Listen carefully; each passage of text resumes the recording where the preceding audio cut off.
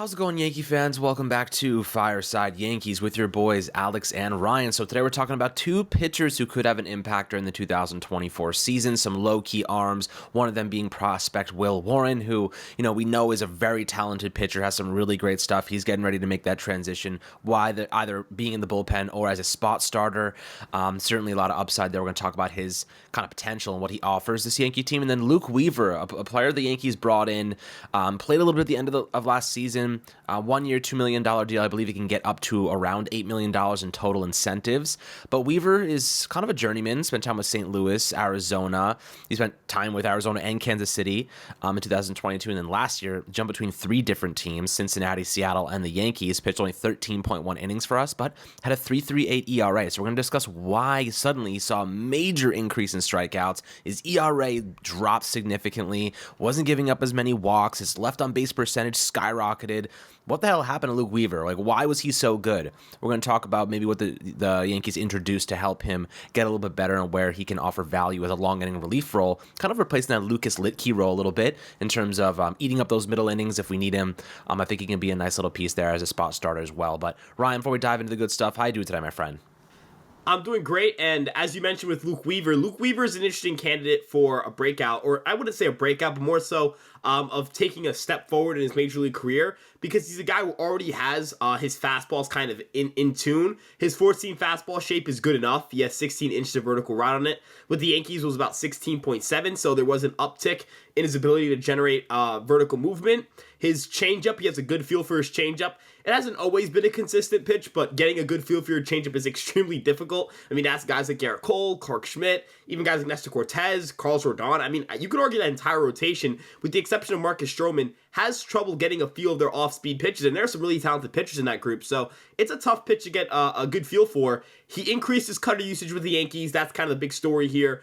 Increased his vertical ride on that pitch as well, got more behind it. But the thing he kind of lacks is a strong breaking ball, and I've got good news for you guys. Breaking balls are the easiest pitches to generate or to develop pitch shapes with. So if you're looking at a specific pitch designation or pitch group that is easy to improve, it's the breaking ball. And there are some examples of guys in the Yankee organization who have taken steps forward with their breaking ball. Last year, most notably, was Johnny Brito. If you remember the Johnny Brito sweeper that he added towards the end of the season, it made him significantly better, and it made him a trade chip in the deal for Juan Soto. I'm not saying Luke Weaver is going to get traded for a superstar caliber player, but what I am saying is that Luke Weaver can certainly put himself in position to perform next year with an improved breaking ball, and the Yankees would be the organization for that.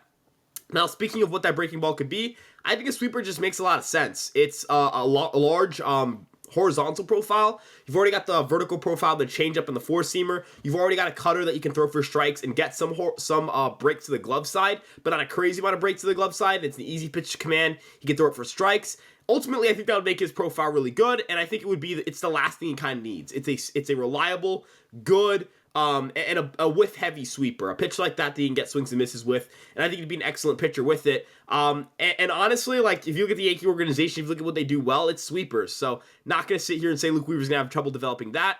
Looking at some other guys, there are some guys at the minor league level that the Yankees could certainly look at. You have Will Warren, you have Clayton Beeter. I know Yoendrys Gomez and Luis Gil are also on the 40-man roster, but I'm going to doubt their ability to become starting pitchers just based on health. In Yoendrys Gomez's case, he has a consistent track record of getting hurt. In Luis Gil's case, he's coming off of Tommy John surgery. He will have the opportunity to stretch himself out in AAA, but he already doesn't have great command, and command is usually hurt by, a myriad of injuries because you don't get consistent reps on the mound. So, looking at Clayton Beeter, Will Warren, I think they can be solid spot starters for the team, but when it pertains to Luke Weaver, I think there's a reason the Yankees gave him guaranteed money. They didn't just give him a minor league deal. As they gave him guaranteed money, and as you alluded to, he can get incentives that gets it up to $8 million, and there's a club option for 2025 at $5 million. So, Alex, they clearly like this guy, and if Matt Blake and Sam Breen are telling me you should like this guy, I'm going to say I should like him as well. Those are two of the smartest people in the industry, and the Yankees have churned out pitching results that are excellent. So, don't sleep on Luke Weaver entering 2024. That's all I have to say on that front. Yeah, I mean, this is definitely an interesting player. The Yankees are trying to get maximum value.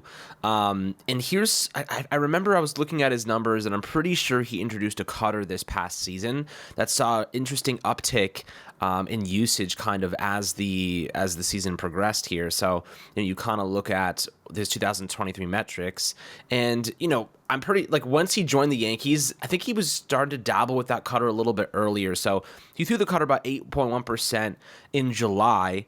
That number jumped up to 26.3% in August, and then it jumped up to 31.6% in September when he was with the Yankees. So maybe there's something there with that cutter. Maybe that's kind of a pitch that he's looking to include in the mix, and it's been offering a little bit more, success. He had a 217 batting average in September with it, and it was a 318 in August, and then it jumped down rather to 217. So definitely an interesting kind of pitch that he added to the mix. Got some generated some good movement, 90 miles an hour. So nothing crazy in terms of velocity, but he's got a really broad array of pitches. Has the four seamer, changeup, slider, curveball, cutter, sweeper. I wonder if the Yankees start to get his sweeper a little bit more involved. It jumped up to about 6.3% usage. Actually, that was actually a decrease compared to August, but really a lot of pitches to use here. None of them are like going to blow you away, but having a nice repertoire can keep batters on edge and keep them guessing. So that is certainly something to keep an eye on. His changeup kind of reduced in usage as the season progressed. Cutter obviously jumped up. Four-seam fastball stayed mostly the same, and then his sweeper, dropped off in September. So the Yankees were trying to find a nice balance for him. I wonder what they're going to do with his pitches this upcoming season. I know like I said, velocity is nothing to write home about. But right-handed pitcher, interesting guy. Like, this is someone that could have some value. The Yankees traditionally get a lot of value out of guys who basically nobody knows who they are. And Luke Weaver's kind of one of those journeymen that were like, yeah, like Matt Blake's going to make him a stud, isn't he? He's going to turn this guy into a very effective arm for us to be around a couple of different facets of this team. But looking at Will Warren, guys, this dude has all the potential in the world, right? 24 years old, really good stuff. Ryan, what are you thinking about Will Warren's role? Your hot take recently was he might pitch over 120 innings, and what, top 3 or top 5 in the Rookie of the Year voting. That would be freaking awesome, right? Like, Will Warren, eventually there's going to be problems in the rotation. Someone's going to get hurt, and Will Warren's going to be the first opportunity. He's going to be the first guy that gets a chance. If he cements himself and he starts to build some confidence, the Yankees may stumble into a really nice piece that actually brings a lot of value in their first year in a guy like Warren who really has nasty stuff. So break down his pitch repertoire for me and really what he's bringing to this Yankee club. Yeah, so I'm going to stand 10 toes down. I'm standing on business on this one, Alex. He's going to be a really good pitcher next year, and this year, and I'm very confident in saying that. Warren has a great sweeper that generates a lot of glove side sweep. It gets a lot of swings and misses. It's nasty. We're talking the 80 grade pitch here. I mean, according to Stuff Plus, it was graded at 161 Stuff Plus. I mean, Alex, that's downright gross. That is ridiculous. I'm pretty sure it was the best pitch in AAA last year. He's just ridiculously talented. In terms of the sinker, great arm side run, good velocity, good arm slot, good amount of drop. Everything's just really good on the sinker as well. That's probably a 65 grade pitch if we're going on the 2080 scale. His four-seam fastball got better. He released it from a lower slot. He's able to generate a good enough amount of vertical ride on it, and it was a difference maker for him. He put up a 0.63 ERA in September, had lefties absolutely puzzled. They couldn't understand why they couldn't hit him that month because they were crushing him all year, and then in that month, he holds them to an OPS of, I think it was sub 400 if I'm not mistaken. He just handled business, and ultimately, looking at the changeup, which again, that improves with a good four-seam fastball because you think about the vertical separation. Four-seamers and changeups work better against opposite-handed hitters. Sinkers and sliders work better against same-handed hitters. So having all 4 of those pitches and a good command of that arsenal means he's going to be able to handle lefties and righties. I know that people are going to look at the double-digit walk rate in AAA and say, well, a guy's command isn't good enough. First and foremost, I want to just say, command is something that can change year to year, number one, and number two, it's something that typically gets better with age, so I would take a guy with stuff over command any day of the week when it comes to prospect evaluation. But number two, the average walk rate in AAA was actually higher than his walk rate. People are not aware of the fact that the automatic ball strike system caused a lot of issues for AAA pitchers, including Will Warren. There was a huge adjustment period. The average ERA in the International League, where the Scranton Rail Riders play, was 5.18. That's ridiculous. And that puts into context that 3.61 ERA Will Warren put up down there. Home runs were up. Walks were up. He plays in a ballpark that gives up a ton of home runs. He wasn't in a position where his counting numbers are going to look great.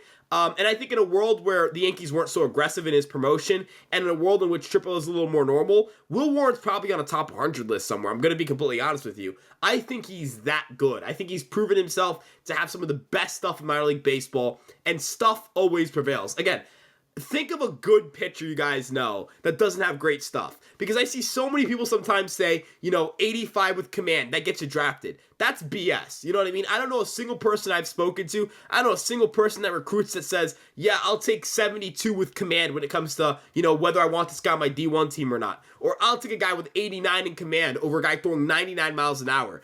Upside is so important, and I think people oftentimes tell themselves these myths about how important command is relative to stuff, because end of the day, and I get it, I understand it's not a great reality to kind of accept, but natural talent is super important. Alex, in any sport, it's the case, right? If you look at a defensive edge like Myles Garrett, I'm sorry, I don't care how hard you work, you're just not going to be as athletic as Myles Garrett. Look at Aaron Judge, I really don't care how hard you work. Aaron Judge is always going to be a better athlete than everybody else. He's 6'7" and moves like he's 6'3". He has incredible power. There are just some people that are physically at an advantage to other people. That's life. You know what I mean? And Will Warren is, I don't know if he's physically at an advantage, but in terms of stuff, he is at an advantage. Whether it's, naturally with his mechanics, he's able to, release from slots that generate, good angles for spin or whatever it may be. I don't know, but he's able to generate a lot of really good stuff plus numbers, and that's always going to beat, again, command. I generally think that command is less important than stuff when projecting for upside. And then another guy I want to throw in here is Chase Hampton. Chase Hampton is going to be really important to this team because I think he's going to get major league reps. I don't know if it's going to be starts. I don't know if it'll be out of the bullpen, but he has 4+ pitches. The Yankees added 2 more to his repertoire when they gave him the cutter and the sweeper. The fastball and curveball have always been pitches he's had a great feel for. Alex, I think what will define this Yankee team this year, and I'm not saying this to say that Juan Soto isn't important. Obviously, he's important. Aaron Judge, obviously, he's important. The development of guys like Rizzo, Wells, obviously, that's important. But the overarching theme of this team is how well can they translate their pitching talent in the organization into quality arms? Because I feel good about this offense. I know that people don't feel good about this offense, but you and I have kind of said this religiously. They're going to score a boatload of runs. They're going to score enough runs to win games. Is the pitching staff going to prevent enough runs to win games? That's really the question here. And Matt Blake, Sam Breen, Brian Cashman, the organization, they're put to the test right now. Everyone kind of forgot about that audit situation. They're looking at different, they're looking at entirely different companies to see how they run data. If the Yankees fail, they fall flat on their face. You're going to see guys lose their jobs. Boone is got a club option for next year. I'm not saying Boone is why they haven't won a World Series, but I wouldn't be shocked to see him go. The heat on Cashman only grows greater. The heat on other players on this team, you're going to just want more roster turnover. If you notice the last few years, how the Yankees responded to not as good seasons. In 2021, they jettisoned the roster. Voit, Urshela, Sanchez, gone, right? This year, they've, brought in a lot of unpopular players. The Yankees are going to create a lot of roster turnover year in and year out if they keep having disappointing years. And I'm not saying this to threaten players with hey, you're not going to be here next year if you don't play well, but I'm just going to say the Yankees are going to be a lot more comfortable moving players who have been fan favorites or have been a part of this team for a while and bringing guys who are less popular or less liked if they keep losing, Alex. Things got to change. I've been kind of calm all offseason, but it's World Series or bust, right? It really is. And the pitching depth is going to be tested this year. Guys are going to get hurt. That's why I made my Will Warren take. Because somebody in that starting 5 is going to either disappoint or get hurt or both. That's baseball. The depth is going to be tested, Alex. They need to step up this year. Yeah, and they do every year. And for what it's worth, I think last year was kind of the perfect storm. We've seen the Yankees get oft injured, and then the depth ends up, like you mentioned, guys like Gio Urshela, Luke Voit, they came up and actually made a positive impact on this club and carried their weight as depth pieces that nobody thought they would actually be in prominent roles. Last year, the same thing happened. They got injured, depth pieces stepped up. Unfortunately, they all freaking sucked. So that's the risk you run. When you play that game, when you gamble that money, you end up having to sacrifice. And the Yankees ultimately always have to rely on depth pieces every single year. And it's not going to change this year, guys. Depth pieces are going to have to play a lot of innings. Trent Grisham, sign up, get ready, buddy. You're going to be playing a lot of innings this upcoming year. If DJ LeMahieu gets hurt or struggles at third base, who knows? Like Peraza, get ready. You're going to be playing a lot of freaking innings this year, buddy. Like, the starting rotation, Will Warren, Luke Weaver, get freaking ready, buddy. You're going to be playing a lot this upcoming season. This is what we should expect from the Yankees every single year. But this is not just a Yankee problem. This is every team has this. Every team has guys go down. They need to supplement injuries. If you're lucky enough to go into the postseason completely healthy, your chances of winning the World Series are astronomically higher than most. So I do believe that Yankees are going to have issues. They always do, but so do other teams. It really just comes down to, did they do enough to support their depth this year? I think Peraza is a good depth piece. He can play good defense at the very least. Trent Grisham, 2-time Gold Glove winner. We talked about it. I think that Ryan and I should do probably a little bit more of a deep dive into Trent Grisham, because a lot of people hate Trent Grisham. But guys, like, this dude mashes against left-handed pitching, and he's a very good defensive player. Like, don't forget about that. Like, there are two variables here that people are missing. 2-time Gold Glove winner, lots of experience in center field, and he's really good against left-handed pitching. If he can improve, he's 27. If he can get a little bit better against right-handed pitching, he could be a fine player for us. You know what I mean? He can be totally, even an average offensive depth piece is tremendous. Like, how often do you find people start average players in the outfield offensively or below average? Having an average depth piece is a godsend. You think about how much value that brings. Same thing with like Peraza, or whether it be Everson Pereira or Jason Dominguez when he comes back. We have so much young talent, some veterans, guys with experience.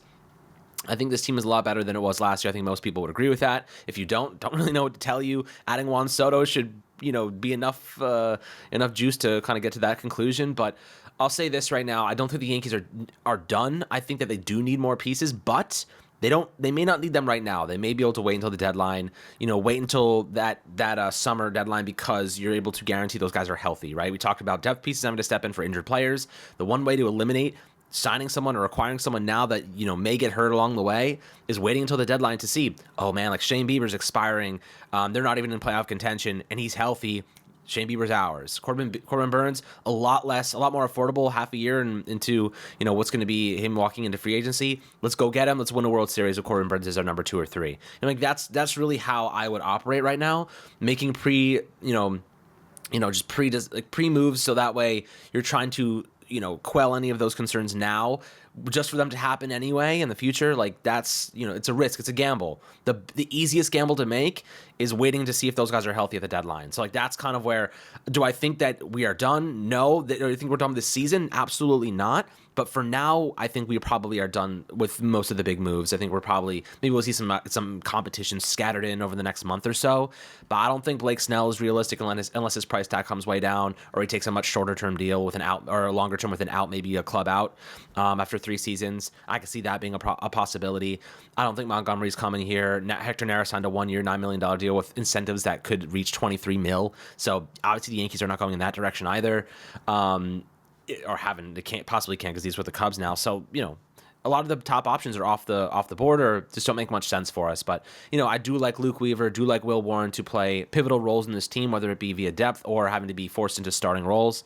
We'll see, but I trust Matt Blake. He managed to get a lot more value than a lot of people think you can get out of some of these players that maybe are journeymen or just unknowns. Ian Hamilton, Clay Holmes are perfect examples of what you can do with guys who have elite pitcher too, and maybe a little bit more upside than that. So always happy to hear your perspective down below in the YouTube comment sections. As always, my friends, make sure to like and subscribe, and we'll catch you guys on the next Fireside Yankees episode.